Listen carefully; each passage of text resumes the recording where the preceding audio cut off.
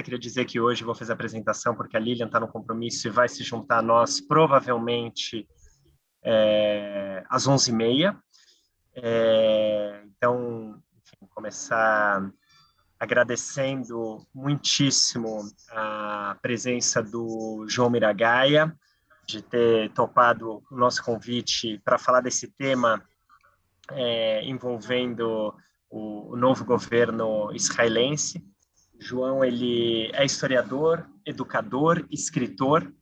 Ele é editor do site Conexão Israel, que quem não conhece, eu recomendo fortemente, um site que é gerido e conta com a participação de brasileiros que fizeram aliar, escrevendo textos, enfim, posts nas redes sociais, etc. E tem um podcast que eu também recomendo muito, bastante interessante, chamado Do Lado Esquerdo do Muro, e o João participa desse podcast também.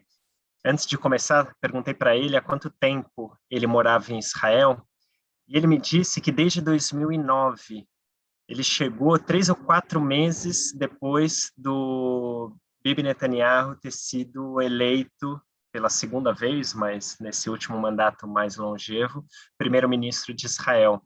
Então, o João está lá basicamente durante esses 12 anos de governo Netanyahu e pela primeira vez viu a mudança do primeiro-ministro.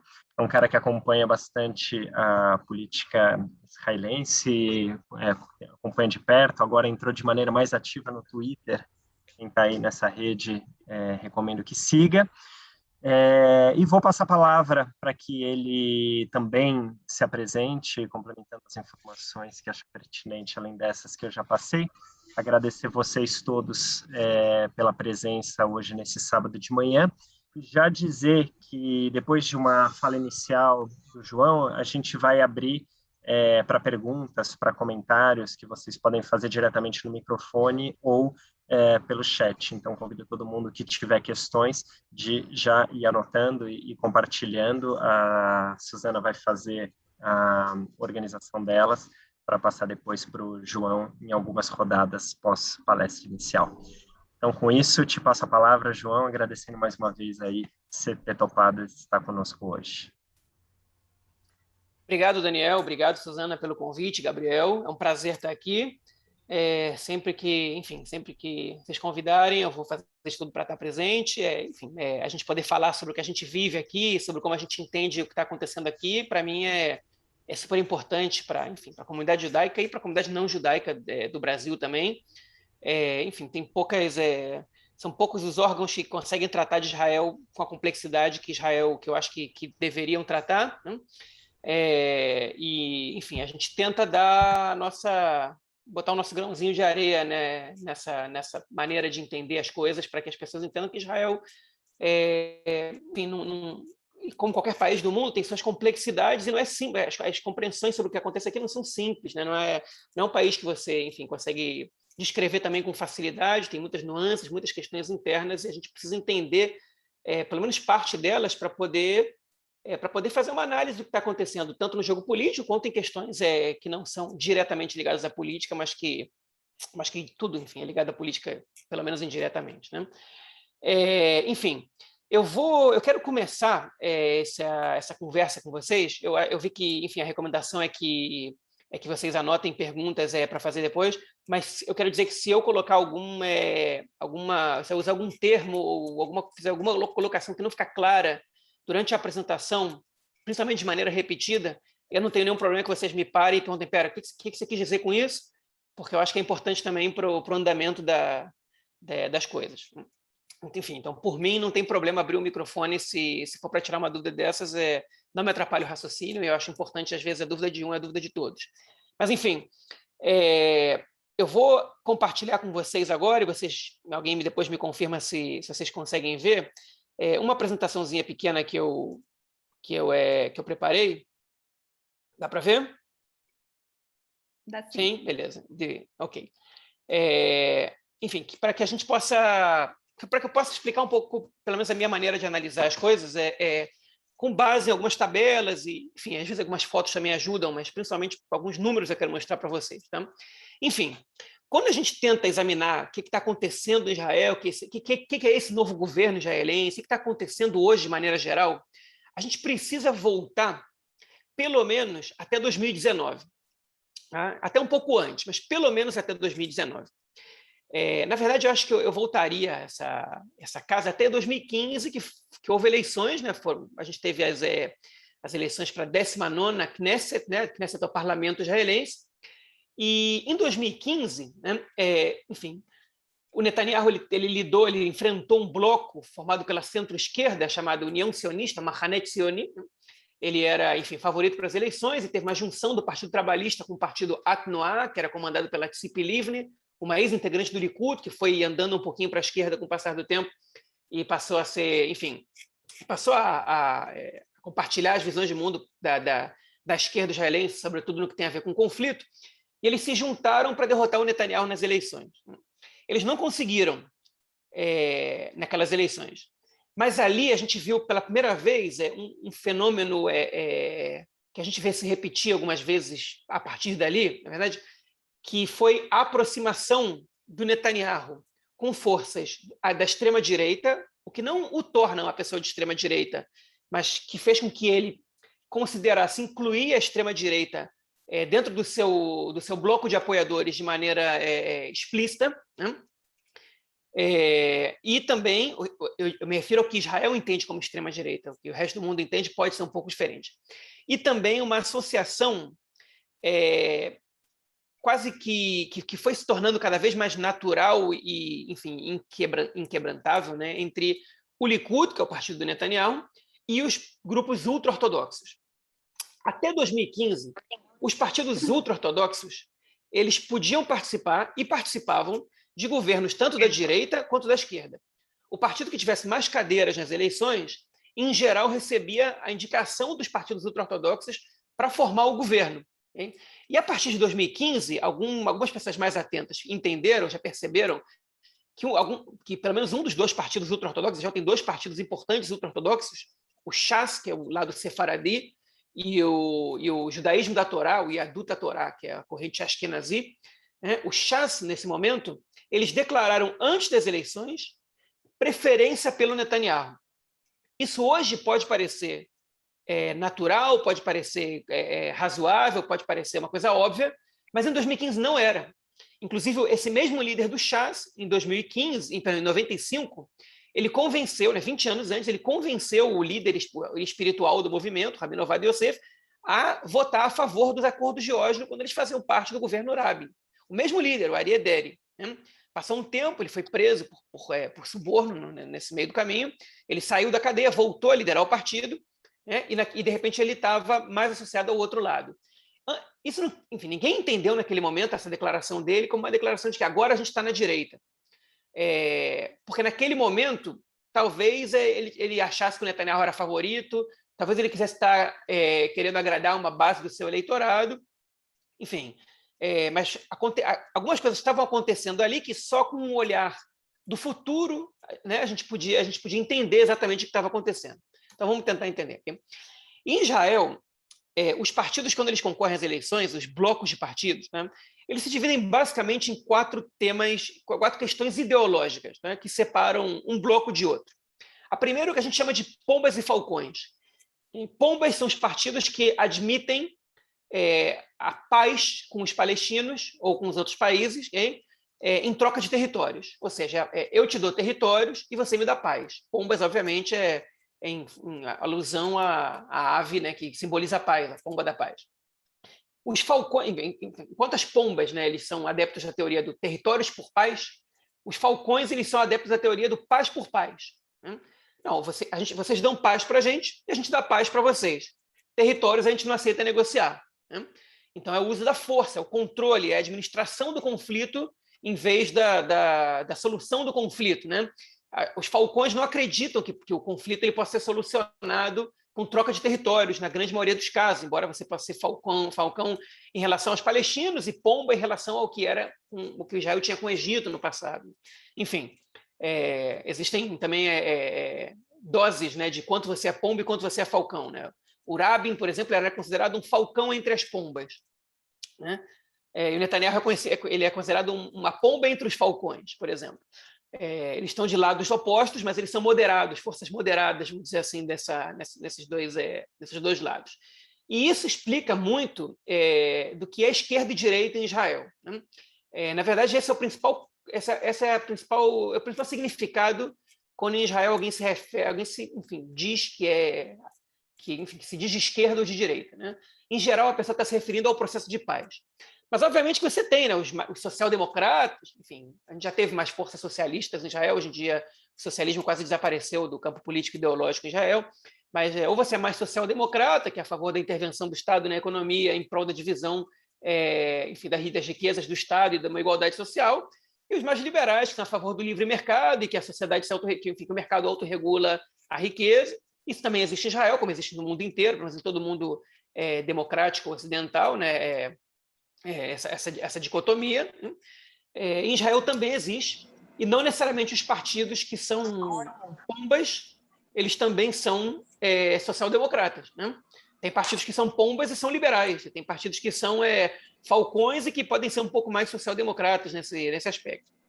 Depois você tem a divisão entre os partidos que são mais a favor da influência da religião no Estado e partidos que são mais a favor da separação entre religião e Estado. Okay?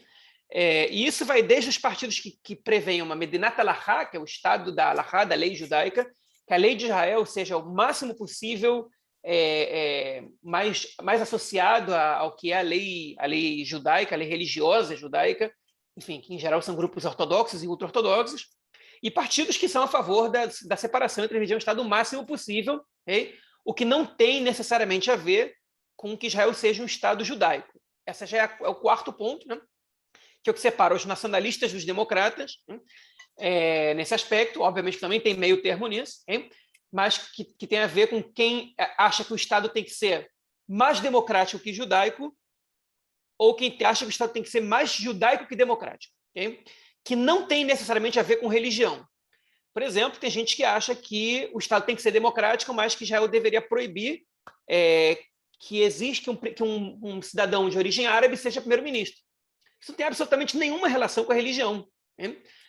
Isso é uma questão nacional, né? Até porque árabe em Israel é uma nacionalidade. Os árabes eles são considerados uma minoria nacional em Israel, né? E tem pessoas que acham que o Estado tem que ser primeiro democrático e depois judaico, ou seja, primeiro a gente é democrático, e no que dá para ser judaico e democrático, a gente vai ser. Outros dizem que tem que ser primeiro judaico, e no que dá para ser democrático, a gente vai ser. E tem também o meio termo, tem questões que a gente tem que ser mais judaico, a gente tem que ser mais democrático, e por aí vai. Essas são as 4 divisões ideológicas que definem os partidos políticos em Israel e as correntes políticas em Israel quando alguém vai votar nas eleições, né? Elas consideram, quando as pessoas votam considerando questões ideológicas e da infraestrutura, em geral elas estão observando esses 4 pontos. Okay? Mas a gente também tem questões que não são ideológicas, que elas são questões práticas ou pragmáticas do momento. Okay? E agora eu vou me ater basicamente ao que aconteceu nessas últimas eleições, que foram basicamente 4 questões que influenciaram no voto do eleitor nas últimas eleições, que são a questão Netanyahu. Se eu apoio o Netanyahu, que ele siga como primeiro-ministro, ou se eu rejeito o Netanyahu, eu quero que, talvez antes de tudo, ou que basicamente o meu voto é para trocar o Netanyahu por outra pessoa. Não sei se por qualquer pessoa, mas que por outra pessoa. Né? Isso, obviamente, se acentuou quando ele foi acusado de corrupção em 2018, quando abriram as pastas contra ele. Se acentuou mais ainda quando, em 2019, ele se tornou réu na justiça, em 3 acusações, tem uma que foi engavetada, enfim, e que começou a se tornar cada vez mais insustentável quando o Netanyahu ele foi aos poucos também mudando um pouco as regras do jogo político, né? Para se manter no poder, e a rejeição a ele começou a ficar muito grande, inclusive dentro da direita, né? Enfim, óbvio que a maioria da direita a gente pode dizer que ainda que apoiava o Netanyahu e queria o Netanyahu como primeiro-ministro, mas a gente começou a ver dissidências na direita israelense, pessoas que se afastaram do Netanyahu, blocos políticos inteiros que se afastaram do Netanyahu, por não suportarem a liderança do Netanyahu. O ponto número 2, como eu já comentei, foi uma migração dos grupos ultra-ortodoxos para a direita. até o momento, eles eram neutros no jogo político. Eles, em geral, estavam com quem ganhava. Hein? Até os anos 70, eles não estavam com ninguém. Depois, eles passaram a estar com quem ganhava, salvo uma ou duas vezes. E depois, eles, agora, desde 2015, eles migraram para a direita e não saem do bloco da direita, pelo menos por enquanto. Hein? E essa ida dos ultra-ortodoxos para a direita, ela ajudou, ela acelerou, ela catalisou, hein, a entrada dos árabes, dos partidos árabes, ou pelo menos dos partidos de eleitorado árabe, no jogo político israelense, okay? Não participando de eleições, isso eles já fazem há bastante tempo, mas participando da composição dos governos que vêm a surgir.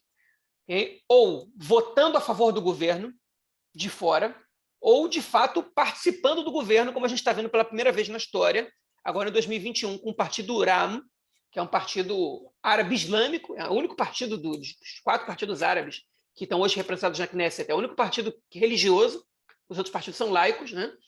A maioria dos seus membros são muçulmanos, mas os partidos são laicos. Né?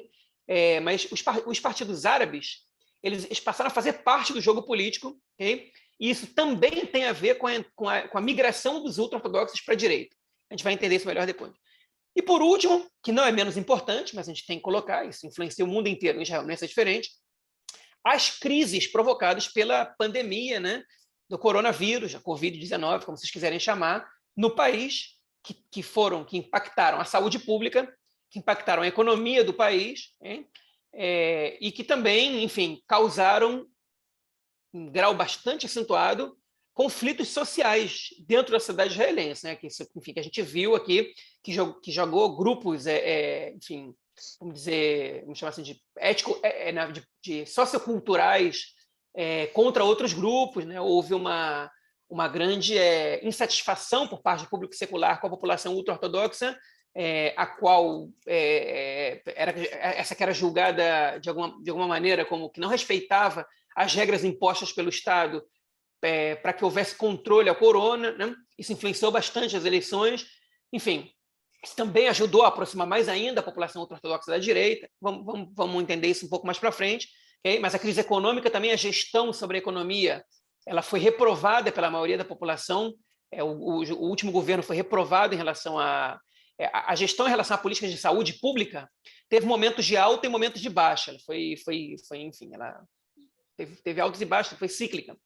A gestão em relação à economia, ela foi constantemente reprovada pela opinião pública, embora em alguns momentos essa reprovação fosse um pouco mais light do que em outros, né? Mas tudo isso influenciou bastante nas eleições. Eu acredito que a principal influência no voto dos eleitores, hein, foi a questão Netanyahu, entre as questões práticas, e talvez de uma maneira geral. As outras questões, elas influenciaram também no voto dos eleitores, mas a sua principal influência foi na hora de, uma vez que a Knesset foi votada, que o governo pudesse ser formado. Okay? Agora, uma explicação muito rápida, eu imagino que a maioria de vocês já saiba, mas, enfim, a gente tem que comentar isso. Como é formado o governo israelense? A população vota num partido, os partidos têm que apresentar suas listas previamente, se não me engano, até 45 dias antes das eleições. Okay? Eu não voto numa pessoa, eu voto num partido e o partido já me apresenta a lista formada. Tem partidos que, se eu sou membro desse partido, eles me permitem influenciar na formação da lista, e tem partidos que não me permitem, que a formação da lista ela é feita de maneira indireta, sem participação dos associados, dos membros, dos filiados. Às vezes é por uma pessoa, às vezes é por um conselho de sábios da Torá, enfim. E às vezes é por votações diretas dos seus próprios filiados, como principalmente fazem o Likud e o Partido Trabalhista. São os dois partidos mais democráticos nesse quesito, internamente falando. Mas, enfim, os partidos apresentam suas listas e eu vou lá e voto em um partido. Quem não alcança 3,25% dos votos fica abaixo da cláusula de barreira, e entre os partidos que ultrapassam os 3,25% dos votos é feita uma divisão proporcional e os partidos recebem uma quantidade de cadeiras proporcionais aos votos que tiveram. Então, se um partido teve, por exemplo, 1/4 dos votos, como foi o caso do Likud, ele tem 30 cadeiras na Knesset, que é 1/4 da Knesset, que tem 120 cadeiras.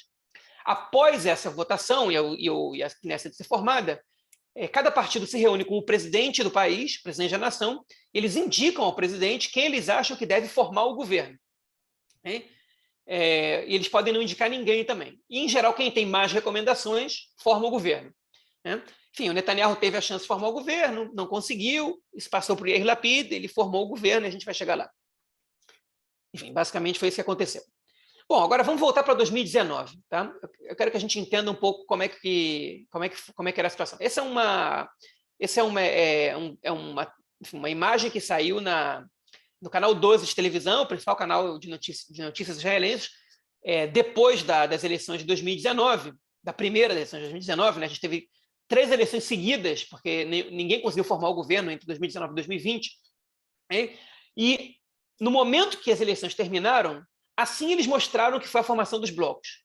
O bloco da direita, que era o bloco formado pelo Netanyahu, os partidos de direita e os partidos ultra-ortodoxos, tinham 65 cadeiras. E o bloco da centro-esquerda, que era formado pelos partidos de centro, os partidos de esquerda e os partidos árabes, teve 55 cadeiras. Então, todo mundo declarou ali, Netanyahu ganhou as eleições. O que aconteceu? Netanyahu não conseguiu formar o governo. Então, esse bloco da direita ele era um bloco falso, ele não existia de verdade. Alguma coisa ali estava errada. O que aconteceu naquele momento? Naquele momento, o partido Israel Nossa Casa, que é um partido de direita nacionalista comandado pelo Avigdor Lieberman, basicamente é apoiado por Olim Hadashim, né, por imigrantes judeus oriundos da ex-União Soviética, eles decidiram que eles só fariam parte desse governo se o governo se comprometesse a votar uma lei, a aprovar uma lei de alistamento militar obrigatório para a população ultra-ortodoxa. Hoje, em Israel, a população ultra-ortodoxa ela tem uma obrigatoriedade muito pequena, um percentual pequeno de pessoas que têm que servir ao exército, antes de completar os estudos em academias rabínicas, em yeshivot. E quando eles terminam os estudos, lá com seus 24, 25 anos, casados e com 3, 4 filhos, eles são automaticamente dispensados do exército, porque eles já não são mais interessantes para o exército. Na cidade, com esses filhos, eles seriam soldados caros, né? Eles têm exigências que eles não podem estar em bases com mulheres, e, enfim, uma série de questões. A comida tem que ser kasher meadrin, que é um tipo de kashrut mais complexa do que a comum. A comida no exército é toda kasher, mas para eles não é suficiente. Então, a grande maioria deles são liberados do exército. E o Lieberman ele queria aprovar essa lei, e ele colocou isso como condição sine qua non. Ou vocês aprovam essa lei, vocês se comprometem, a gente assina isso no acordo de coalizão, ou eu não entro no governo. O Lieberman quase desapareceu naquele momento do mapa político israelense. Ele teve 6 cadeiras. Né? Ele já tinha tido 15 no passado. Ele estava em um processo de decadência. E essa tentativa dele foi de renascer no jogo político, pelo menos tentando conquistar parte do eleitorado que não estava votando nele, que tem como principal bandeira a separação da religião do Estado, que não é uma maioria, mas isso dá votos. E ele colocou isso como condição. Obviamente, os partidos ultra-ortodoxos não concordaram com isso, e pela primeira vez na história, Israel não conseguiu formar um governo depois das eleições. A gente teve outras eleições logo depois por causa disso. João, o slide não mudou. Tinha mudado não voltou. Mudou. Não mudou. Pois é, eu vou mudar agora. E aí, em 2019, em setembro, essas eleições foram em abril, em setembro a gente teve outras eleições, e aí a mídia já colocava os blocos de uma maneira diferente. Eles colocavam o bloco direita mais ultra-ortodoxo, 55 cadeiras, esse foi o resultado das eleições. O Partido Israel Nossa Casa, o Lieberman conseguiu ganhar mais 2 cadeiras, 8. A centro-esquerda com 44. E a lista unificada, que foi a união de todos os partidos de eleitorado árabe, 13.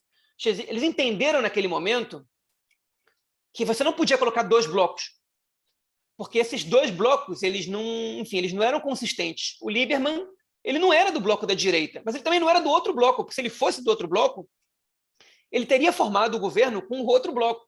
Mas o Lieberman, ao mesmo tempo que ele não queria formar o governo com os ultra-ortodoxos, ele também não queria formar o governo com os árabes, porque ele era a parte da direita e de uma direita ultranacionalista. Então, esse foi o resultado. Né?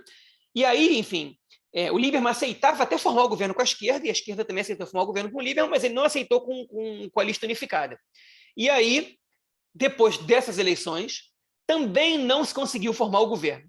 Mas olha só como a mídia ela mudou um pouco a definição. Eles entenderam que a situação é um pouco mais complexa do que parecia.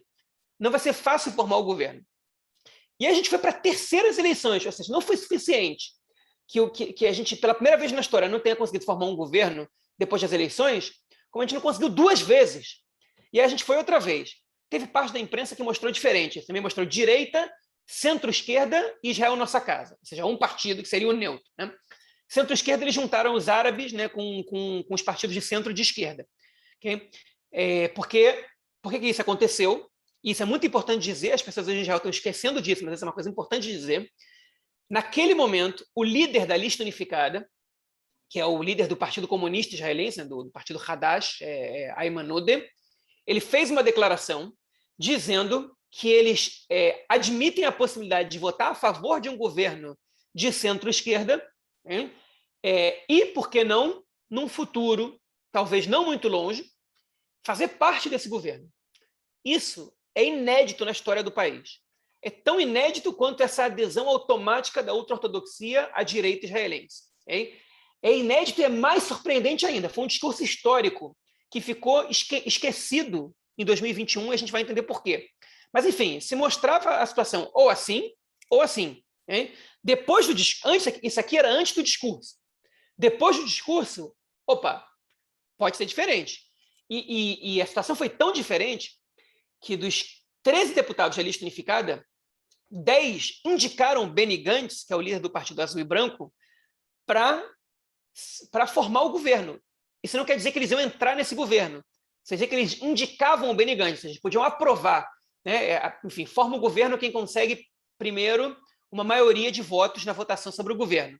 Okay? E esses partidos eles podem votar, eles podem aprovar esse governo, mas ficarem na oposição também. Só para tirar o Netanyahu do poder, eles podem aprovar um governo do lado de fora. Okay? E 10 desses 13 deputados, só o partido Balad, que é um partido nacionalista árabe, é o partido mais à direita enfim, mais à direita do lado nacionalista do mundo árabe, né? Mais anti-sionista também. Esse partido resolveu não indicar ninguém, porque, enfim, isso seria trair seus princípios. Então, eles chegaram a ter 54 votos de apoio, e eles foram indicados para formar o governo depois de Netanyahu ter fracassado de novo. Né?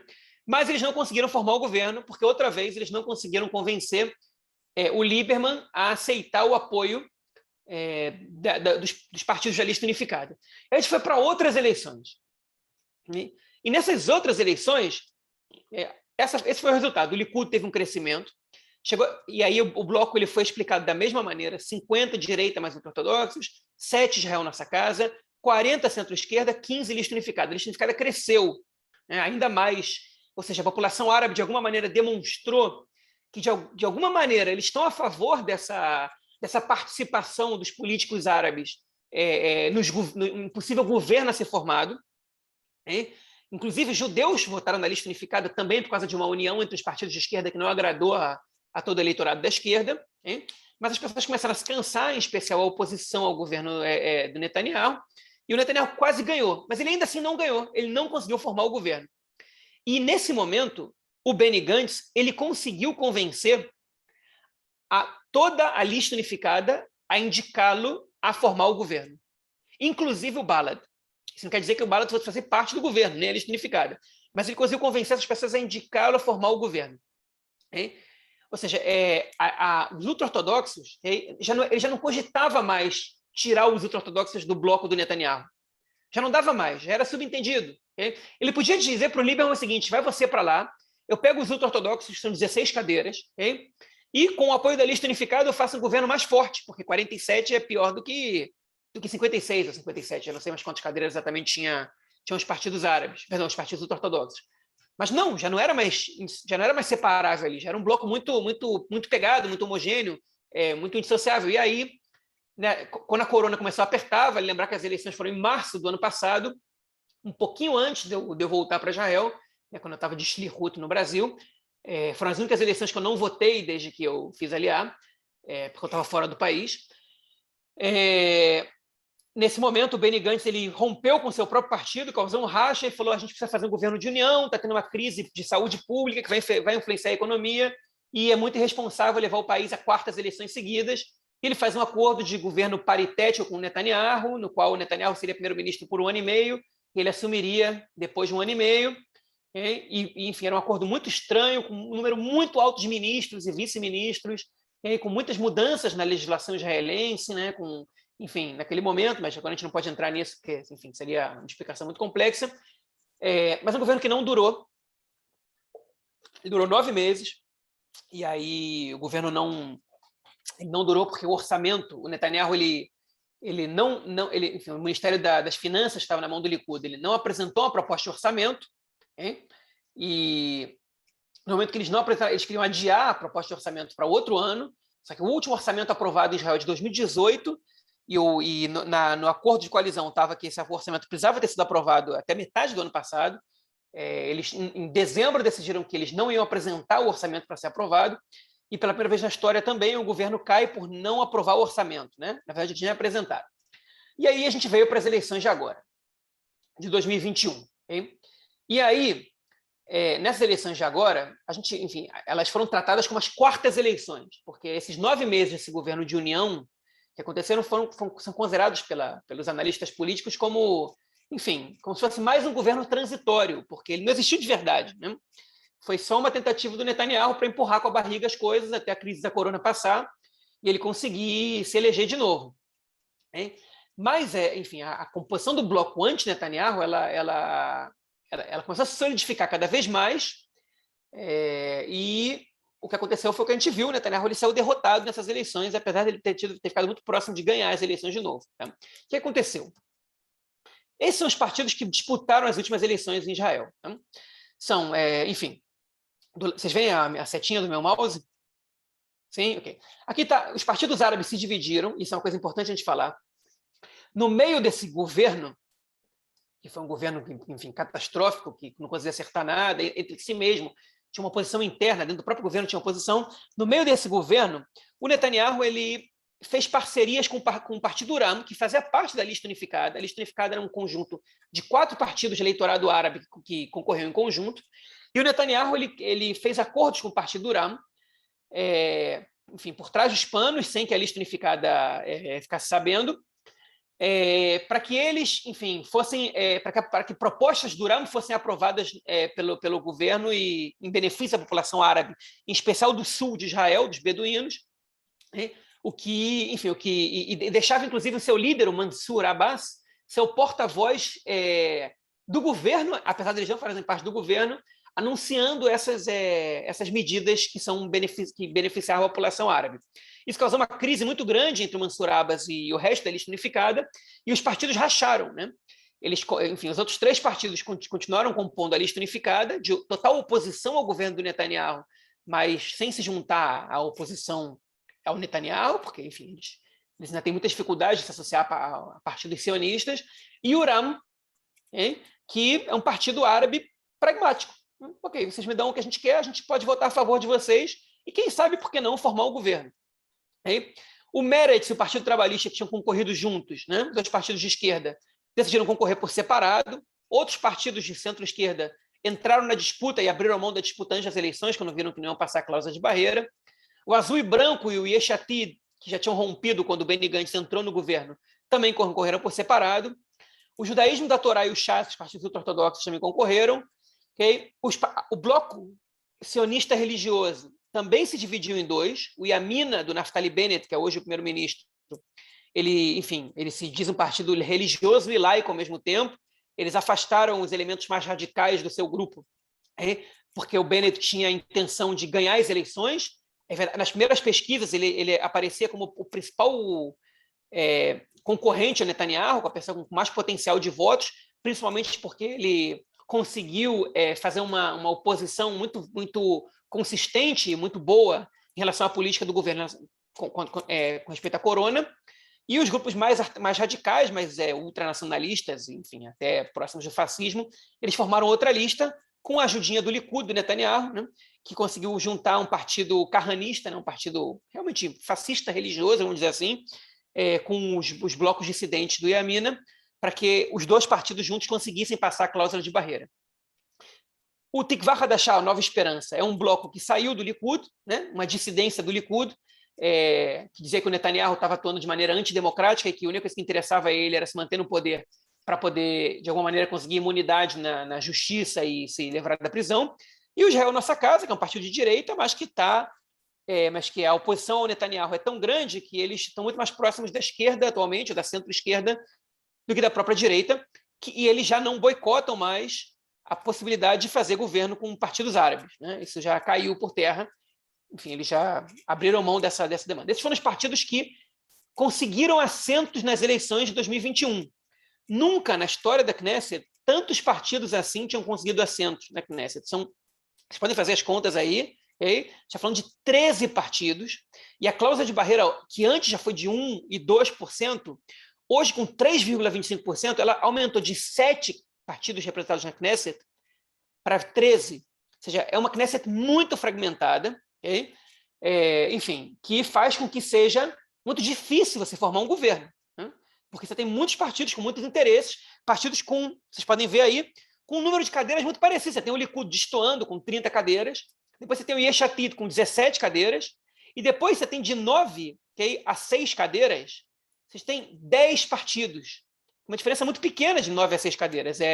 Basicamente é entre ter 4,6% e ter 7,15%, né? Não é muito diferente. Depois o Uram conseguiu passar a cláusula de barreira ali no final com 4 cadeiras, né?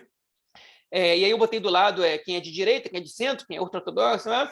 E quem é do bloco Bibi e anti-Bibi, né? Porque ser de direita não necessariamente faz você ser do bloco Bibi.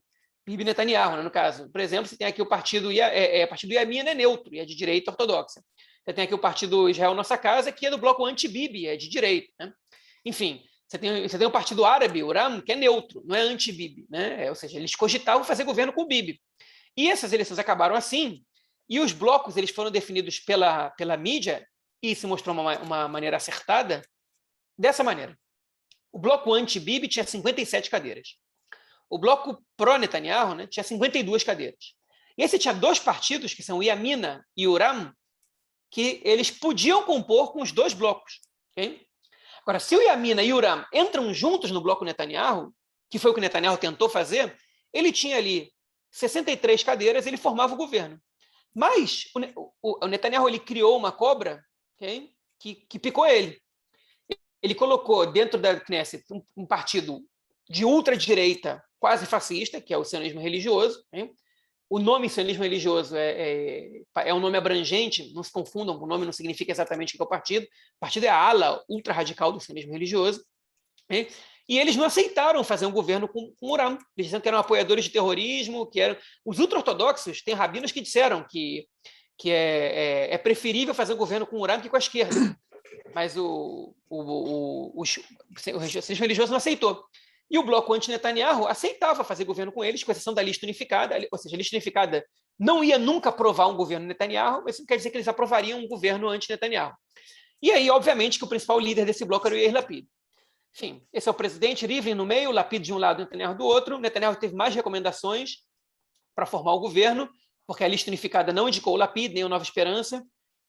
O Netanyahu tentou formar o governo, não conseguiu, e aí o mandato foi para o Lapid, e ele conseguiu formar o governo, mas a direita, que faz parte do governo, obrigou o Lapid a ceder e que o Naftali Bennett, que é o líder do partido Yamina, seja o primeiro-ministro nos primeiros 2 anos, e o Lapid assumiria depois. Um festival de ministérios para cá e para lá, e um governo de 61 cadeiras, porque um membro do Yamina deu para trás e ficou na oposição, né? E assim foi formado o governo aqui, o Uram entrou no governo, né? Que tem 3 partidos de direita, tem 2 partidos de esquerda, tem 2 partidos de centro e tem um partido árabe, um partido árabe islâmico. Okay? O único bloco, a única força política que não está representada nesse governo são os ultra-ortodoxos, pelo menos por enquanto. Então, a gente pode dizer que é um governo que representa todas as forças políticas de Israel, mas que representa um pouquinho mais da metade da população israelense, não muito mais, porque a oposição tem 59 cadeiras. Né? Okay? E aí, enfim, esse aí é o novo governo, com todos os ministros, né? O presidente Rivlin no meio, aqui o Naftali Bennett, que é o primeiro-ministro, aqui o Yair Lapid, que é o ministro das Relações Exteriores e o primeiro-ministro substituto. Okay? E aí a pergunta que é o que vai ser desse novo governo? E aí agora a gente abre um pouco para falar sobre algumas previsões que a gente possa fazer e a gente pode depois abrir para vocês falarem, para vocês fazerem suas considerações. O que a gente tem nesse governo? A gente tem muitas diferenças ideológicas, né? Que fizeram com que o acordo de coalizão, que ele é firmado entre quem recebeu o mandato para formar o governo, que é o Yesh Atid, do partido do Yair Lapid, ele formasse um governo totalmente engessado em vários aspectos. Em nenhum ponto do acordo de coalizão está escrito nada, absolutamente nada, sobre negociações com os palestinos. Ou seja, o governo não tem acordo entre si, interno, sobre isso. Tem partidos que são a favor da criação de 2 estados, tem partidos que são contra a criação do Estado palestino, tem partidos que são a favor da criação do Estado palestino, mas que a capital, mas que Jerusalém não seja dividida. O governo preferiu não escrever uma palavra sobre isso, não escreveu uma palavra sobre, por exemplo, a construção de unidades habitacionais do outro lado da linha verde, ou seja, de assentamentos judaicos na Cisjordânia. Toda essa questão envolvendo o conflito ficou largada de lado. Okay? Todas as questões envolvendo religião e Estado, okay, elas foram tratadas, a grande maioria, como o governo se compromete a fazer todos os esforços mas não tem um acordo assinado. Né? O Partido Trabalhista, por exemplo, que recebeu o Ministério dos Transportes, ele escreveu no acordo de coalizão que o governo se compromete a fazer esforços para que tenha transporte público no Shabat, que é proibido na grande maioria do país. Okay? Mas não está escrito que esse governo vai fazer isso. Por quê? Porque o partido Yamina, por exemplo, que defende, que representa parte da população religiosa ortodoxa nacionalista, eles são contra a separação entre religião e Estado. Eles são a favor da manutenção do status quo, como é hoje. Então, está engessado. Você tem esforços de um lado, mas tem outro lado que não quer avançar com essas questões. Então, pode ser que a gente tenha alguns avanços, mas grandes avanços a gente provavelmente não vai ver. Né? De futuro, a gente não entende. A gente pode tentar entender, com base no presente, os cenários que podem acontecer. Também está escrito, enfim, são poucos pontos em relação à religião e Estado que estão determinados. Em relação, por exemplo, à questão econômica, né?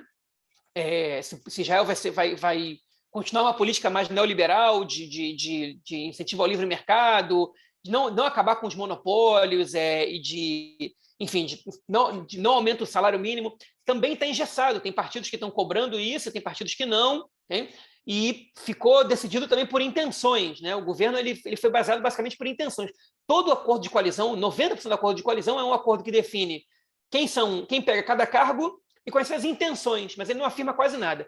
O partido que conseguiu mais certezas nesse acordo foi o Uram. O Uram não recebe nenhum ministério, mas eles receberam, assinado no acordo de coalizão, okay?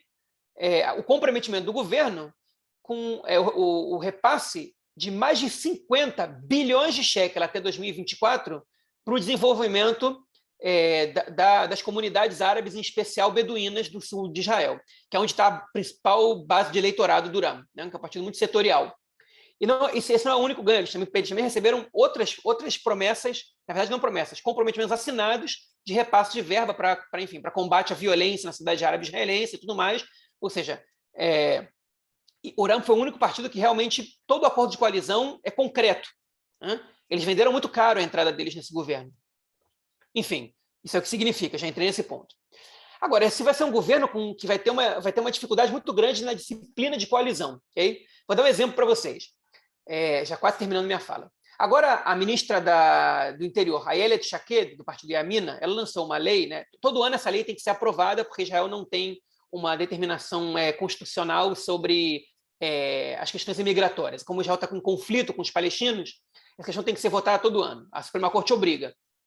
E essa eleição é sempre aprovada pelo governo. Qualquer pessoa, enfim, qualquer cidadão israelense que se case com um palestino, esse cônjuge não ganha nem cidadania, nem residência em Israel. Ele não tem direito a praticamente nada. Essa lei que é aprovada todos os anos, com data de vencimento, anualmente, né? Ela se deve ao fato de que Israel teme que muitos árabes israelenses se casem com palestinos e que causam desequilíbrio entre as populações judaica e árabe em Israel. Okay? E esse ano, enfim, a Ayelet Shaked, ela lançou essa lei para ser aprovada agora, e o Uram não quer votar a favor dessa lei, e os deputados árabes que pertencem aos partidos de esquerda, ao Meretz, ao Partido Trabalhista, já disseram que da lei como está escrita, eles não vão votar nessa lei. E se eles não votam, essa lei não passa, teoricamente, porque a coalizão não tem 61. Só que a Ayelet Shaked não é boba, e ela sabe que a maioria da oposição é formada pela direita. E a direita quer que essa lei passe.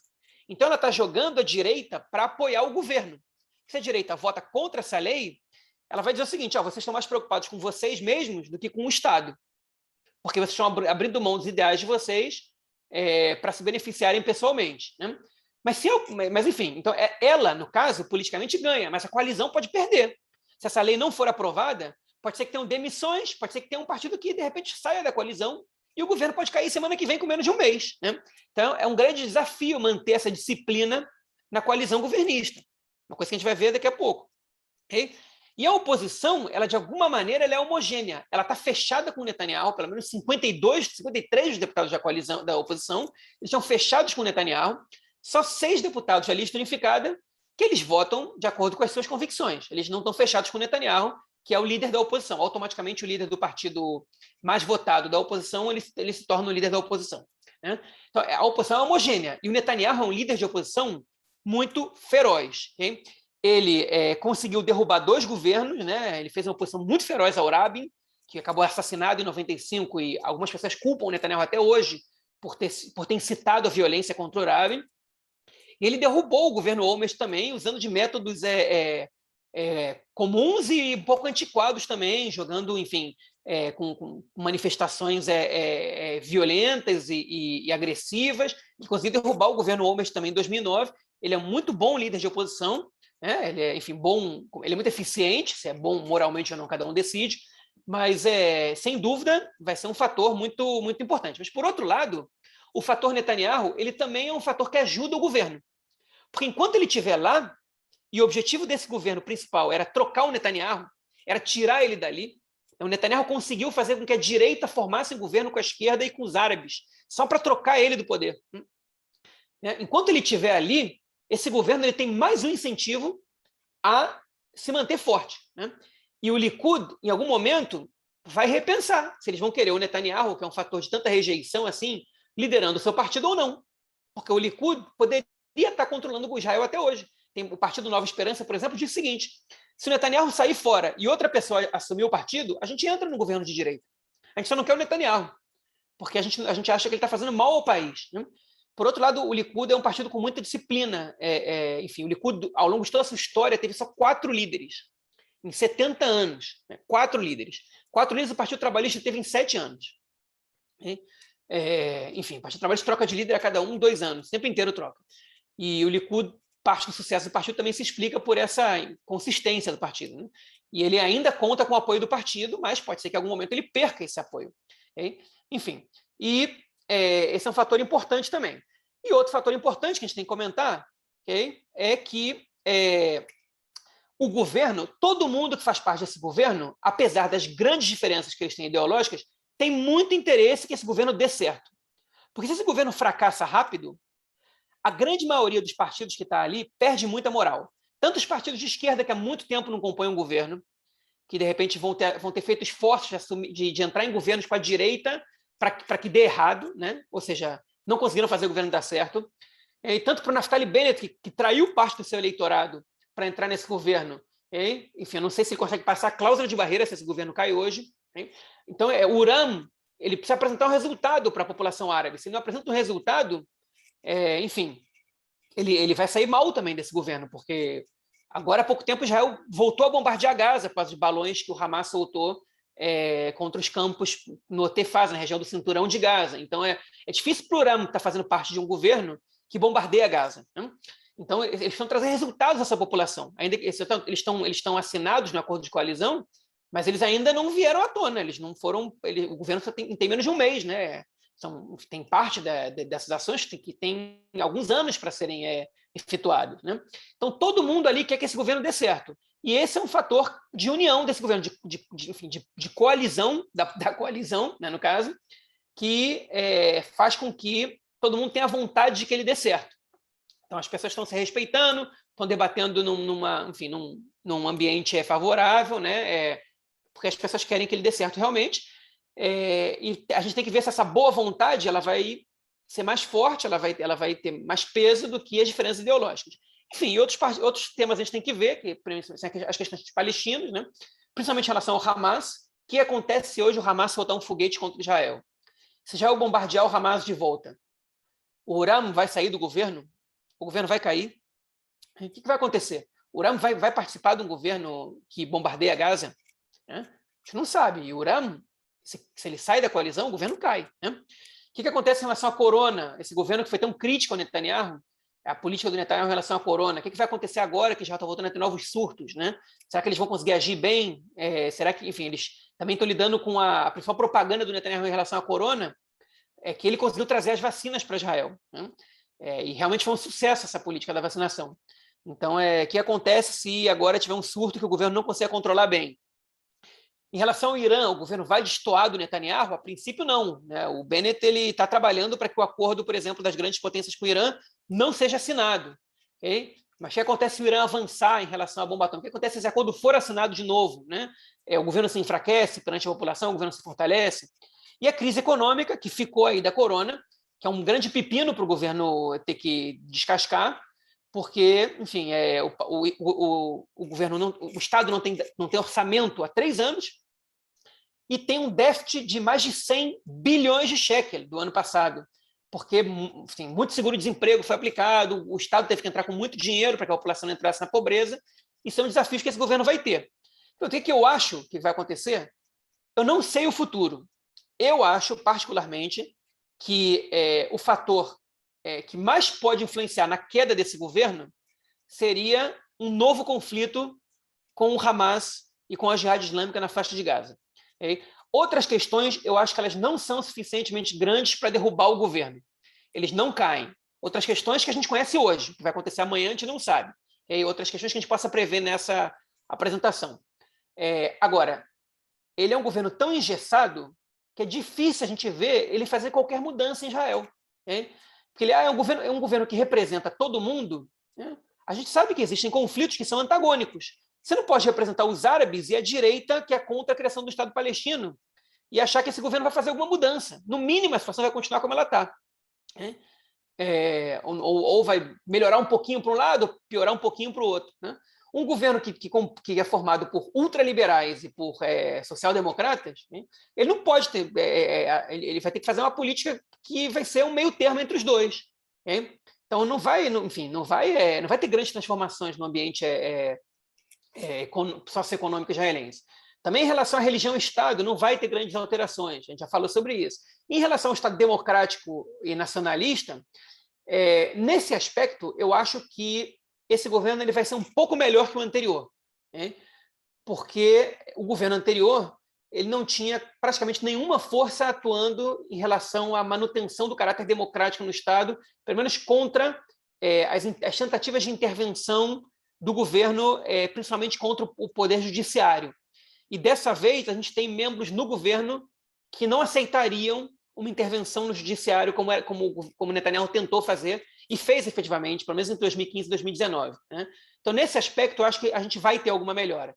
Em outros aspectos, eu acho difícil, mas, outra vez, é muito difícil a gente ver o futuro a gente não conhece, a parte da história que a gente não conhece, enfim, a gente não sabe o que vai acontecer, principalmente que a gente não sabe que outros fatores vão surgir na nossa frente. Mas, enfim, eu espero que, dentro da minha fala, dentro do que eu falei, acho que estão sendo um pouco claras, apesar da confusão que é o panorama político israelense. Acho que agora a gente pode abrir para possíveis questões de vocês. Desculpa se eu acabei falando um pouquinho demais, né? Eu ultrapassei um pouquinho o tempo. Não ultrapassou não, João. Foi super interessante e realmente é difícil resumir esse assunto, sendo que tem tantas camadas, né? Então, bom, estamos abertos para perguntas. Quem quiser mandar, pode me chamar pelo chat ou levantar a mão. A gente tem uma primeira pergunta aqui no chat do Ricardo Bessen, que ele pergunta assim, João, até que ponto a recusa de um acordo de paz por Arafat em 2000 e 2001 e a base em 2008 contribuiu para a decadência da esquerda israelense? Essa é a primeira pergunta. Ok, vou dar meu ponto de vista. Tá? Enfim, bom, então, tudo que eu falei foi meu ponto de vista, na verdade. A verdade é que, principalmente, o fracasso nas negociações de paz de Camp David e Taba em 2000 e 2001 foram muito impactantes para a decadência da esquerda sionista. Né? Porque, enfim, a gente vivia uma época de otimismo em relação à possibilidade de acordo com os palestinos e quando a esquerda sobe ao poder, enfim, ela não contagiava a sociedade de uma maneira geral, contagiava uma maioria pequena da sociedade israelense, existe uma grande minoria que era contrária a esses acordos, e o fracasso nessas negociações, principalmente naquele momento, ela foi muito impactante para a esquerda, tanto que a esquerda nunca voltou, né, ao poder, né? Ela voltou a fazer parte de coalizões, mas ela nunca voltou a ter o poder, nunca voltou a ter o primeiro-ministro, né? A proposta de 2008, os acordos de Anápolis, né, que foram feitos entre o Olmert e o Abbas, esses acordos eles não foram muito divulgados pela mídia, eles também não foram acordos que chegaram até o ponto de a gente poder dizer que o Abbas recusou, né?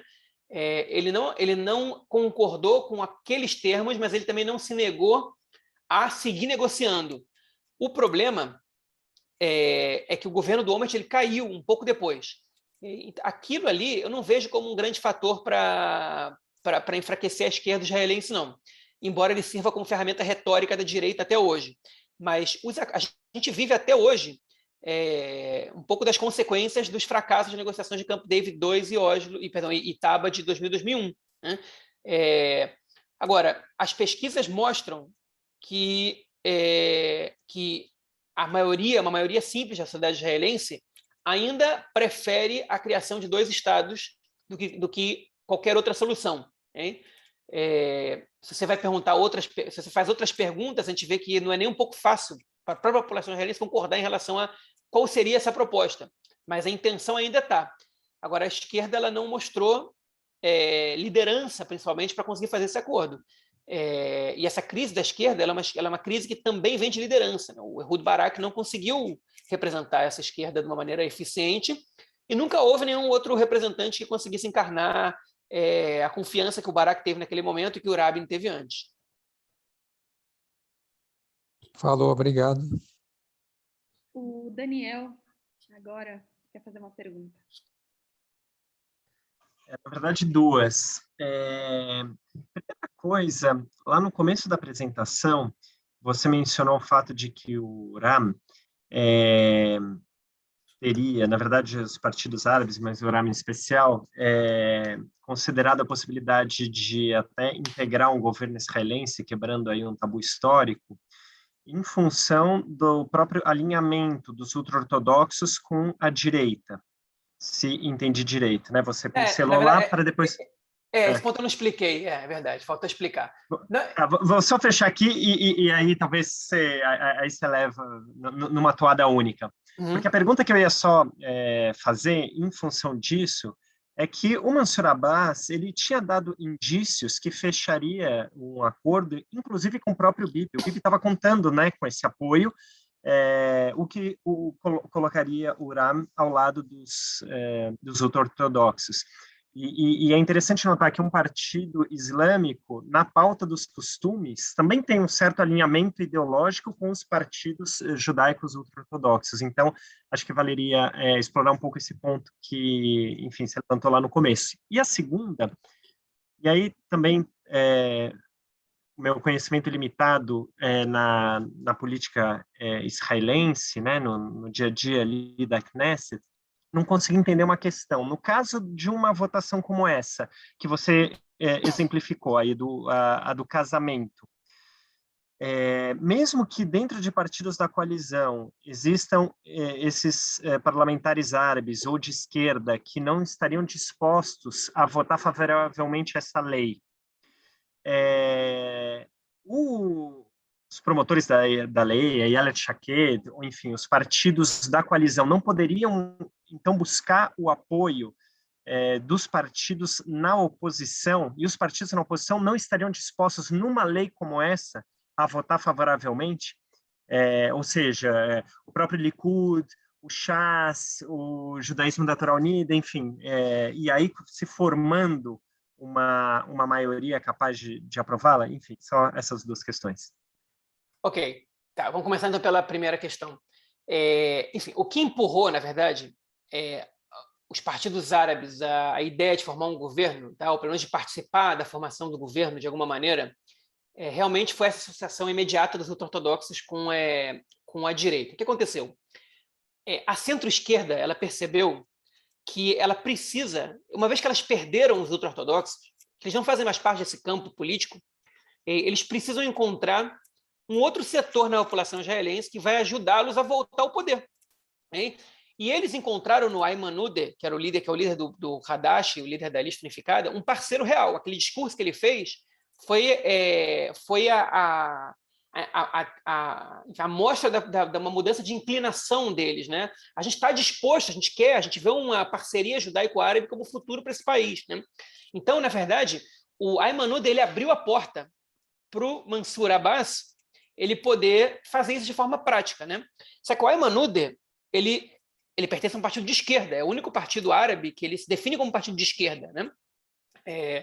Enfim, o Hadash é um partido de esquerda, os outros partidos eles são, enfim, acho que o Tal seria um partido de centro, o Ram e o Balad são partidos de direita, só que árabes. Em relação ao conflito, obviamente que eles estão do lado da esquerda, mas em outras questões não. O Ram, nesse caso que você colocou, ele é o partido mais à direita na pauta dos costumes, né? Há pouco tempo teve uma proposta de lei em Israel que criminalizava a cura gay, né? Enfim. E a Lista Unificada, os 15 deputados da Lista Unificada, que foi na Knesset anterior, só 3 votaram a favor, 5 se abstiveram, e todo o resto votou contra. Okay? Inclusive, 2 membros do Hadash se abstiveram de votar a favor de uma lei que criminaliza a cura gay. Né? Ou seja, a sociedade conservadora da qual eles fazem parte, que é a sociedade árabe, né? Ainda que seja em Israel, não deixa de ser uma sociedade árabe, ela não permite que a esquerda ela avance em alguns campos dentro da própria sociedade árabe, dentro da própria sociedade israelense, né? No caso da árabe.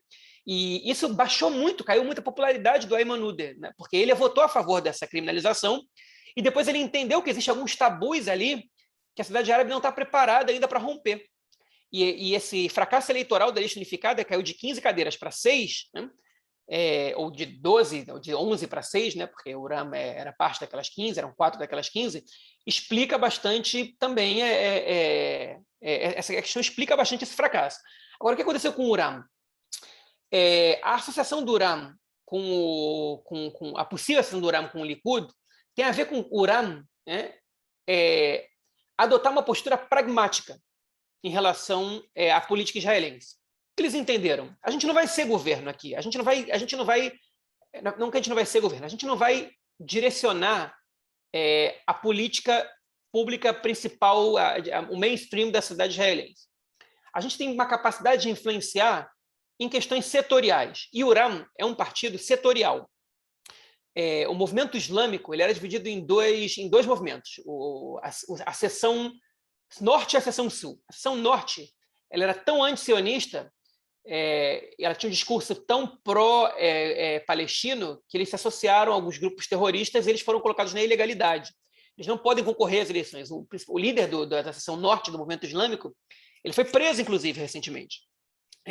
A seção sul ela tem um discurso muito mais moderado, porque ela representa principalmente a população beduína, que é uma população muito mais moderada, muito menos nacionalista do que a população árabe israelense em geral. Eles têm menos identidade palestina que o resto da população árabe em geral, e eles a questão palestina para eles ela é importante, hein?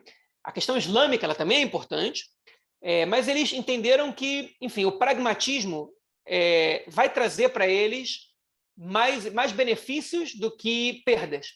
Hein? E eles também entenderam, eles souberam ler as pesquisas, o Ayman Odeh também, mas eles souberam ler melhor, que já diziam lá atrás que a maioria da sociedade árabe israelense queria que os partidos árabes fizessem parte do governo. Lá em 2018, o Instituto Israelense de Democracia divulgou uma pesquisa que mostrava que, se não me engano, mais 70% da população árabe israelense queria a participação dos partidos árabes no governo. Só que a Lista Unificada como um todo não podia fazer isso, porque eles têm grupos antagônicos ali. O Balad não vai participar do governo. E o Ayman Odeh, ele queria formar uma frente ampla árabe, que é a Lista Unificada. E o Mansur Abbas ele fez o seguinte, eu não preciso dessa frente ampla. Essa frente ampla foi boa para me fazer passar a cláusula de barreira. Mas agora eu não preciso mais dela passar a cláusula de barreira. Eu represento a população que quer um partido árabe representado no governo. Não importa se é de direita ou de esquerda. E ele conseguiu passar a cláusula de barreira, hein? E ele está fazendo parte desse governo. E se ele conseguir levar melhorias à população árabe, ele vai ter sucesso. Então, na verdade, o que aconteceu? É mais complexa a situação. os ultra-ortodoxos empurraram a esquerda, a centro-esquerda, a procurar os árabes. Okay? A centro-esquerda foi procurar os árabes, okay? E a direita também foi procurar os árabes, porque eles entenderam o quê? Peraí, tem gente ali nos árabes que pode ter os nossos interesses. Okay? E o Netanyahu foi procurar o Uram com tanta sede ao pote, que ele falou? Sabe o que mais? Eu vou tentar conseguir os votos dos árabes para mim. E ele direcionou uma campanha gigantesca, que envolve muito dinheiro na jogada, para se apresentar como um benfeitor da população árabe e tentar ganhar votos dos árabes. E foi fazer campanha na grande maioria das cidades árabes. Ele achou que o Likud podia conseguir 2, 3 cadeiras nas cidades árabes. E a verdade é que o Likud teve 10 mil votos, que é 1/3 de uma cadeira. O dobro do que teve em 2019, mas continua sendo insignificante. E quando o Likud tentou fazer isso, a população árabe virou e falou assim, pera. Tipo, tá exagerando, cara. Tá exagerando, né? Não é para tanto.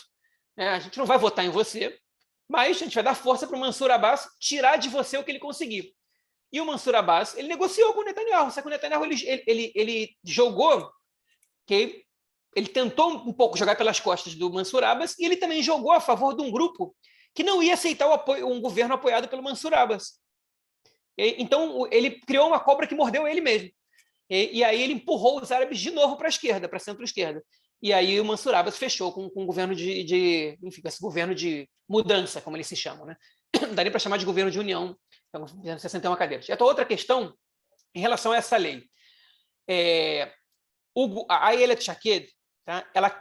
O objetivo dela é constranger a oposição. Ela quer os votos da oposição. Okay?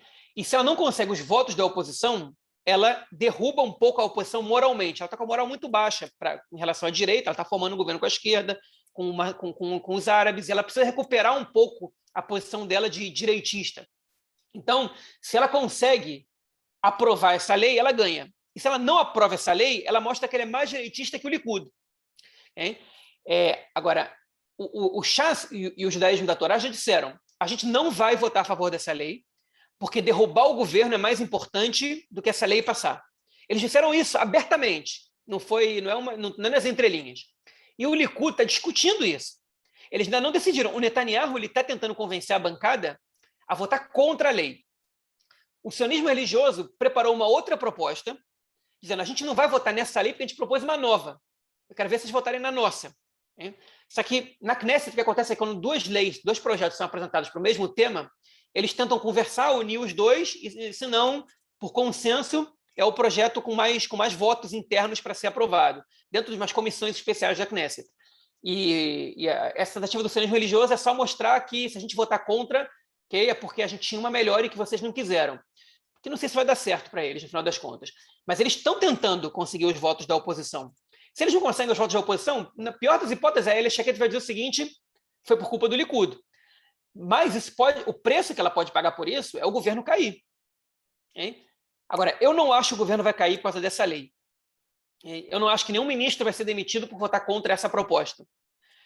Mas isso pode gerar uma crise dentro do governo, provavelmente vai gerar, e a gente vai saber isso provavelmente essa semana agora. Entre amanhã e quarta-feira, essa votação vai para a Knesset.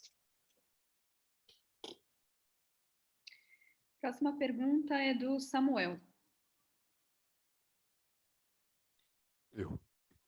João, primeiro eu queria parabenizar você por ter conseguido mapear esse ninho de vespa. Acho que, tipo assim, estava belíssima a sua exposição. Acho que... Obrigado. Tá. Bom, primeira coisa, assim. Aí tem uma pergunta tópica. O que impede o Likud de se livrar do Netanyahu? Porque se o Likud se livrar do Netanyahu, tudo isso se aclara do dia para a noite. Acabou o teu exercício do ninho de vespa. Você nem precisava fazer mais, né? Porque a confusão tá, tanto que ele juntou todo esse povo aí, o cara para tirar ele, né? Então, se o Likud tirar ele, o Likud passa com 30 cadeiras e mais, tudo coloca no lugar. Então, pergunta assim, o que impede, né? E a última questão, não é uma questão, é um desabafo meu, a última questão. Você começou com a questão ideológica e dentro da questão ideológica começou a diferenciar pombas de falcões, né? E eu fiquei triste, né? Porque as pombas, que estão mais próximas a mim, né? Elas querem trocar liberdade por terra, né? Territórios por paz. Hã? Territórios por paz. Territórios por paz. E eu quero dar os territórios mesmo sem a paz. No sentido de que eu acho que tem que devolver os territórios de qualquer forma, independente da paz. Eu não quero negócio. Se você acha que tem que devolver os territórios, devolva. Pronto. Quer dizer, é que eu nasci em Israel e tenho parentes de norte a sul e da ultra-esquerda à ultra-direita. E não consigo, quer dizer, essa posição de que não tem que fazer negócio. Devolve, se você acha que tem que devolver, devolve. A liberdade, quer dizer, enquanto você vier seco pela paz e tocar, você não vai conseguir nada. Você tem que dar e pronto. Se você acha que tem que dar, é só isso. Esse é desabafo meu, desculpe. Não tem problema. Vou começar pelo final.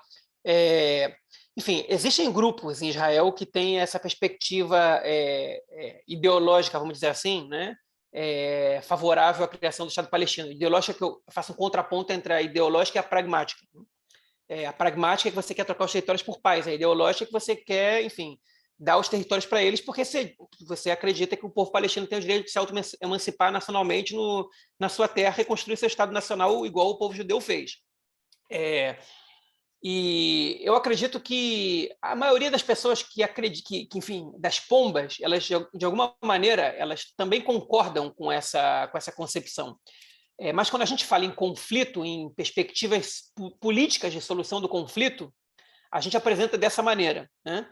Que a paz vai ser alcançada quando você troca territórios, né? Enfim, também existem outros conceitos em hebraico, né? Principalmente a esquerda do Rabin falava em Shalom im Bitachon, que é paz com segurança, né? O que seria paz o que seria paz sem segurança? Eu não consigo entender o que é esse conceito, né? Ou seja, paz, na verdade, é o acordo, mas o acordo tem que garantir segurança, entendeu? E isso já dá uma ideia de que você desconfia que o acordo vai trazer segurança. Então você faz um acordo que tem, enfim, que tem uma série de nuances, de minúcias aí dentro que com qual o outro lado não vai concordar, né? Isso explica bastante o fracasso das negociações até hoje, porque Israel é muito rígido nas propostas sobre o acordo de paz. Não aceita nem discutir determinados pontos, até hoje foi, pelo menos. E é óbvio que, enquanto você não aceitar se flexibilizar em relação a alguns temas, e acreditar que as coisas possam dar certo, você não vai conseguir chegar a um acordo, né? Mas, enfim, vamos para a tua primeira questão. O que impede o Likud de se livrar do Netanyahu? Nada. Okay? Nada impede o Likud de se livrar do Netanyahu. Isso não quer dizer que seja uma coisa que vai acontecer. Tá? Primeiro, o Likud se livrar do Netanyahu agora, provavelmente, a curto prazo, não vai trazer nenhum ganho para o partido. Porque o governo já está formado. Você não pode bater na porta do Naftali Bennett agora e falar assim, tiramos o Netanyahu, deixa a gente entrar no governo aí. Ele já dividiu 28 ministérios. Ele vai tirar ministério de quem agora? O partido que tem 30 cadeiras vai querer entrar no governo sem ter o primeiro-ministro? Por que o Bennett e o Lapid vão aceitar agora que o Likud entre no governo, enfim, dá para eles o direito de ter o primeiro-ministro?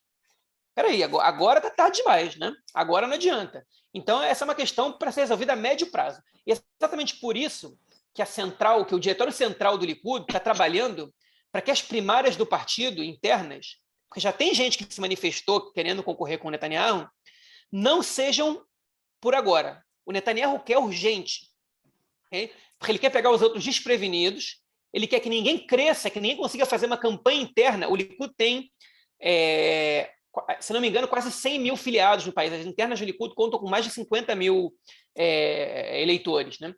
E é o partido com mais filiados em Israel, disparado. E as votações elas são diretas, a votação é direta, tanto para o líder do partido quanto para a lista do partido. E o Netanyahu ele quer que as eleições sejam agora, pelo menos para a liderança, porque ele quer pegar todo mundo desprevenido e ele quer poder afastar essa questão de que vai ter outra primária daqui a 1 ano, 1 ano e meio, 2 anos, porque ele quer se consolidar como o nome do Likud no momento que o Likud tiver que concorrer de novo nas próximas eleições. E o diretório central do Likud está tentando evitar isso, e agora vamos ver quem tem mais força interna. Agora, a pergunta é por que eles não trocaram o Netanyahu antes das eleições? Deixa eu, João, só para, já que você vai responder isso, sim. A minha dúvida é a seguinte: se o Likud consegue se livrar do Netanyahu agora, o governo cai. Não e aí você necessariamente. faz um outro governo com o Likud. O governo não cai necessariamente. O governo não tem nenhuma razão para cair se o Netanyahu sair fora. Porque o governo já está formado. Sim, se o Likud tivesse... mas, João, você está dizendo assim que nesse ninho de vespas tem uma série de partidos que estão se unindo e que são opostos.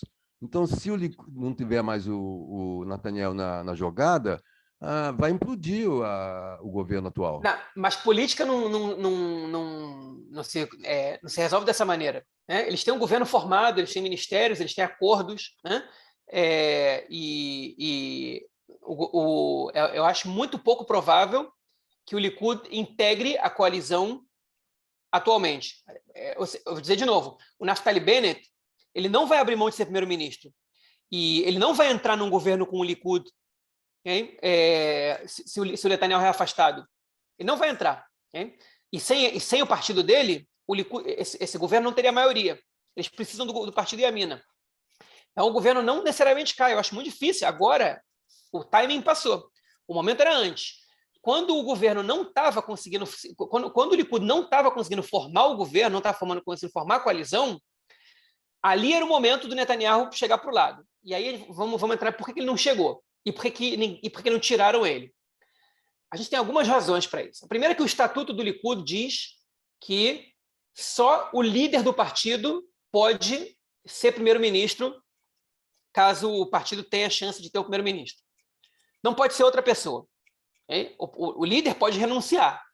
O Netanyahu não renuncia, okay? Porque ele sabe que ser primeiro-ministro, primeiro que ele não tem nenhum interesse em deixar de ser primeiro-ministro, ele não tem nenhum interesse em deixar de liderar o partido, se ele tivesse nem concorrer às eleições, e o julgamento dele, ele está presente, ele está sendo julgado como primeiro-ministro, dá para ele uma série de condições especiais, não legais, mas especiais, que está no julgamento em outra situação não daria. Né? Agora ele não é primeiro-ministro, mas ninguém sabe se daqui a um ano ele vai ser. Hein? Outra razão é que o Likud tem uma fidelidade muito grande ao seu líder. O Likud teve 4 líderes ao longo da história. É muito difícil alguém derrubar um líder do Likud. Esse movimento de cobras que agem por trás do líder do Likud, ele não é muito comum. É comum em outros partidos. No Likud isso não é comum. Na esquerda isso é muito mais comum do que na direita em Israel. Existe muita disciplina em relação ao líder. E a quarta razão é que qualquer dissidência que o Netanyahu teve nos últimos 12 anos no Likud, ele conseguiu afastar do Likud. Ele conseguiu afastar o Bugi Yalon, que foi ministro da Defesa, okay, que formou um partido e já não está mais na política, o Moshe Carlon, que também chegou a criar um partido e não está mais na política, o Guidon Sar, que é o líder do Nova Esperança, e quase todos os deputados do partido dele que foram do Likud. Okay? O Lieberman e o Bennett foram do Likud, e a Ayelet Shaked também. Okay? Eles saíram por incompatibilidade com o Netanyahu, eles não podiam mais conviver com o Netanyahu, disputar espaço. O Netanyahu, qualquer pessoa que ele vê crescendo internamente no partido, ele põe para fora. Ele não aceita a ameaça. E o que ele tem hoje no Likud é uma lista de puxa-sacos dele, hein? De pessoas com um nível, e eu falo isso, enfim, com muita tristeza até, com um nível intelectual, hein? Baixo em comparação aos outros deputados, hein? Gente que está ali só para favorecer o Netanyahu pessoalmente, okay? Ou praticamente só para isso, sem quase nenhuma contribuição para o debate para o debate público, né? Gente que está ali para defender a figura do Netanyahu, okay? Para fazer discurso populista e para atacar as instituições. Okay? Então, ele tem uma base que é muito difícil voltar contra ele. Okay?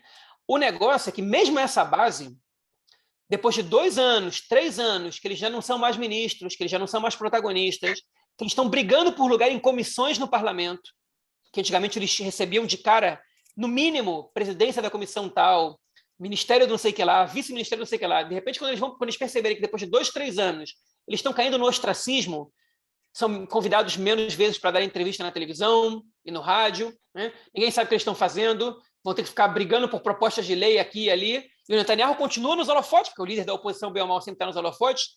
Talvez eles entendam que chegou o momento de dizer para ele o seguinte: cara, você colocou a gente numa situação que a gente não precisava estar. Se você tivesse dado um passo para o lado antes, a gente estava no poder até agora. E eles podem botar o Netanyahu para fora. Mas isso não vai acontecer, na minha opinião, no próximo ano. Netanyahu provavelmente vai continuar sendo líder da oposição no próximo ano. Depois de um ano, as coisas podem mudar. Mas já está tendo movimentação. Já está tendo o principal concorrente dele, chama Nir Barkat, é um milionário, dando uma fortuna de mais de 500 milhões de dólares, e já foi prefeito de Jerusalém, né? E, enfim, ele está se apresentando como... Ele já organizou showmícios e comícios para apresentar sua visão sobre Israel, já andou fazendo uma outra crítica contra o Netanyahu, não foi o único, mas já andou fazendo uma outra crítica, que era uma coisa impensável há pouco tempo atrás, e daqui a pouco isso vai começar a ser mais comum. Mas ele ainda não tem condições de ganhar o Netanyahu numa eleição primária. Ele ainda enfim, não convence o eleitorado de que ele pode ganhar uma eleição. Bom, a gente está chegando no final do círculo. Tem mais uma última pergunta da Elisa, mas antes queria só te perguntar, João, tem uma questão pontual aqui do Horácio, que ele pergunta sobre qual que é a proposta de lei que você respondeu agora há pouco para o Daniel, que você estava comentando. Essa se chama lei, ela tem dois nomes, né? Chama ou Lei da Cidadania ou Lei da União Familiar. Tá? Ela é uma lei que, ela, por causa do conflito, ela tem que ser renovada todo ano, que é uma lei que é específica em relação aos palestinos, né? Que é a seguinte: em Israel, qualquer pessoa que se casa com um cidadão israelense, qualquer pessoa de outra nacionalidade que se casa com um cidadão israelense, ela ganha automaticamente o direito à residência em Israel e que normalmente se converte com o passar do tempo em cidadania israelense. Isso não acontece em relação aos palestinos, porque existe uma lei que todo ano tem que ser renovada, porque ela tem data de validade, exatamente por causa da condição do conflito, que a Suprema Corte obriga essa lei a ser votada todos os anos, que ela abre uma exceção. Os palestinos são os únicos que, quando se casam com israelenses, não recebem a residência no país de maneira automática. E muitas vezes não recebem, nunca. Né? Tem gente que não pode ter carteira de motorista, que não pode abrir uma conta no banco, né?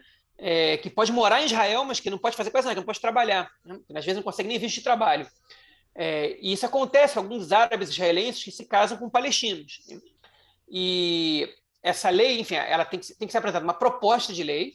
Essa lei pode ser resolvida facilmente se a Knesset fizer uma proposta se a Knesset aprovar uma proposta de lei básica. As leis básicas são as leis de caráter constitucional em Israel. Já não tem constituição até hoje, mas tem leis básicas que têm caráter constitucional, que elas podem ser aprovadas e canceladas por maioria simples, mas nenhuma lei pode se sobrepor a uma lei básica. Então, se Israel hoje tem uma lei básica à imigração, essa lei pode definir essa situação para sempre, ou até que essa lei seja revogada ou modificada. Mas a Knesset nunca se propôs a isso, inclusive que é o que o Likud está falando hoje. Espera aí, não vamos aprovar essa lei, vamos fazer uma lei básica agora da imigração. Mas por que vocês nunca fizeram isso nos últimos 12 anos que vocês não estavam no poder? Né? Porque justamente agora vocês não querem votar essa lei, querem aprovar essa lei básica. Isso é o que o governo diz. Né? Mas, enfim, então essa é a lei que está sendo debatida. A Ayelet Shaked propôs mais uma lei tampão, né? Ela redigiu essa lei, ela é muito parecida com o que tinha antes, e ela tem que ser aprovada na Knesset para que a situação continue, enfim, que o status quo dessa situação seja mantido. E essa lei, ela não tem a concordância da coalizão de uma maneira geral, pelo menos por enquanto, e a oposição também está rachada em relação a como eles vão votar nessa lei.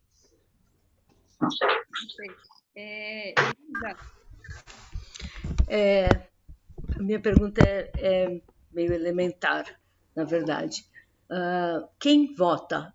Se você fez aliar, imediatamente você tem direito a voto? Como funciona isso? Não, você precisa de um ano em Israel para votar.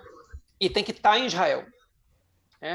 Se você não está em Israel no dia das eleições, você não vota. A única exceção aberta é a representante do Estado no exterior. Funcionários do Ministério do Exterior, Shlichim. Eu votei 2 vezes quando eu estava de Shlihut. Não votei a terceira porque, enfim, eu não pude ir a São Paulo para votar, porque era só no consulado de Israel em São Paulo que se votava. Mas são muito poucos israelenses que podem votar do exterior. Tem israelenses que viajam para Israel cada vez que tem eleições só para votar, né? Mesmo morando no exterior. Tem gente que programa a volta de viagem antes para poder votar, né? Mochileiro e tal. Agora, na época da corona, é um pouco mais simples a situação. Mas qualquer cidadão israelense pode votar, não importa se é judeu, se é árabe, se é o que seja. estando em Israel, e para Olim, né, para quem faz Aliá, tem que ter 1 ano em Israel para poder votar. Ok, obrigada. Bom, gente, estamos chegando ao fim do círculo. Vou passar a palavra para o Dani, que vai fechar. Dani. Verdade. Obrigado, Sam. Queria só agradecer aí mais uma vez. Acho que foi super interessante. Quiser até, eu acho que não somos nós, né, que fechamos a tela aqui. Não sei que a tela está grande. Estou vendo Fui só eu. pequenininho, pessoal. Mas agradecer muitíssimo aí a tua participação, João, e a participação de todo mundo que contribuiu com perguntas, com comentários sobre a fala. A gente sempre fica muito na dúvida, né, sobre trazer um tema como esse, tão quente, né, tão ligado ao noticiário, para um espaço como o do Círculo, que acontece uma vez a cada 30 dias e que normalmente trata de temas mais conceituais e tal. E a gente estava com essa dúvida, mas eu saio muito desse encontro com a sensação de que a gente está aproveitando aí algo que está acontecendo para tratar de questões absolutamente estruturais da sociedade israelense, e a gente poderia pensar até ligadas à ideia do sionismo de maneira geral, enfim, que vão muito além da formação de um governo, de um novo primeiro-ministro, de algo que aconteceu assim, mais a queima-roupa, como poderia parecer. Então, acho que isso tem também muito a ver, reforçando aí o que o Samuel já trouxe, com a maneira como você, João, conduziu. Então, novamente, queria lembrar todo mundo, João é do Conexão Israel, participa do podcast do lado esquerdo do muro, está nas redes sociais, eu acompanho principalmente no Twitter, não sei quais outras, convido todo mundo aí a acompanhar esse importante trabalho. E te passar aí as palavras para a sua despedida, João.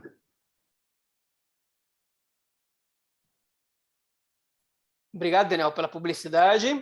Convido vocês a, enfim, a acessarem o Conexão Israel, não só as coisas que eu escrevo lá e que eu produzo, para todo mundo, o material que é produzido lá, modéstia à parte, de bastante qualidade, eu falo, em geral, por todo mundo que escreve lá. O podcast da semana foi divulgado hoje, né? Em qualquer tocador vocês encontram, podem procurar por Conexão Israel ou por do outro lado do muro. Enfim, eu estou mais ativo no Twitter mesmo. Eu tenho Facebook, mas lá eu quase não escrevo nada ultimamente. Eu estou mais ativo no Twitter, quem quiser seguir lá também. Tanto a mim quanto a Conexão Israel. Enfim, é isso. Obrigado pela oportunidade. Para mim é sempre legal que a gente possa falar sobre Israel, sobre as complexidades aqui para o público no Brasil. Eu acho, enfim, uma tarefa importante. E sempre convidarem, a gente vai fazer todo o esforço possível para estar presente. Obrigado pela oportunidade, Daniel. Obrigado aí pelas palavras positivas e até a próxima. Valeu, gente. Até a próxima. Fala isso. Eu estava agradecendo também. Obrigada, gente. Até mais. Tchau, tchau. Shalom Aleichem. Valeu, gente. Grande abraço. Shabbat shalom. Tchau, tchau.